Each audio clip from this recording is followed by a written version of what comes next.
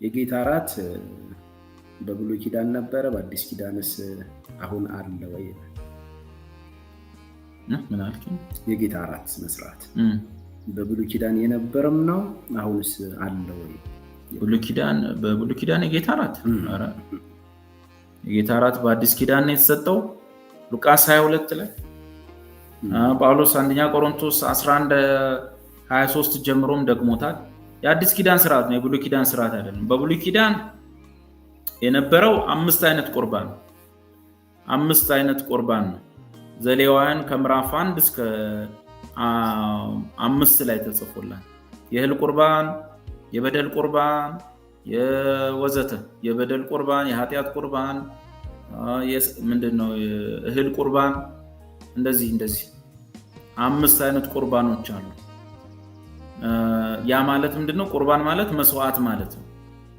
ያም እስራኤላዊ ሰው ከቤቱ ወደ መገናኛው ድንኳን ይዞት የሚሄደው 5 ቁርባኖች ናቸው። ዘሌዋውያን 1፣ ዘሌዋውያን 2፣ 3፣ 4፣ 5 በእያንዳንዱ ምዕራፍ ላይ 5ቱ ቁርባኖች ያ እስራኤላዊ ከቤቱ ወደ እግዚአብሔር ቤት ይዞት የሚሄደው ነው። ፍየል ሊሆን ይችላል፣ ጥጃ፣ ዱቄት ሊሆን ይችላል፣ በጣን የተለወሰ ወዘተ በመገናኛው ድንኳን ፊት እስራኤላዊ የሚያቃጥለው። የጌታ እራት ግን ፈጽሞ የተለየ ነው። ስርዓቱም ከ5ቱ ቁርባኖች ጋር አይገናኝም። ስርዓቱ የተሰጠው በፋሲካ ምሽት ነው።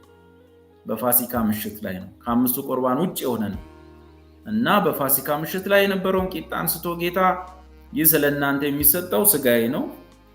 ልብ በሉ፣ ገና ኢየሱስ አልሞተም። የሚሰጠው ስጋው መስቀል ላይ ነው። ይሄንን ግን ለመታሰቢያ ያድርጉት ብሎ ይሄ የስጋው መታሰቢያ። ጽዋውን ደግሞ አነሳ፣ ወይኑን ከዚህ የወይን ፍሬ በአባቴ መንግስት እስክመጣ ድረስ ዳግመኛ አልጠጣም፣ እናንተ ግን በጠጣችሁት ጊዜ ሁሉ ለመታሰቢያ ያድርጉት። ይህ በደሜ የሚሆነው ገና እንግዲህ ነገ ነው ደሙ የሚፈሰው፣ በደሜ የሚሆነው አዲስ ኪዳን ነው ብሎ ሰጠን እና የአዲስ ኪዳን ስርዓት ነው።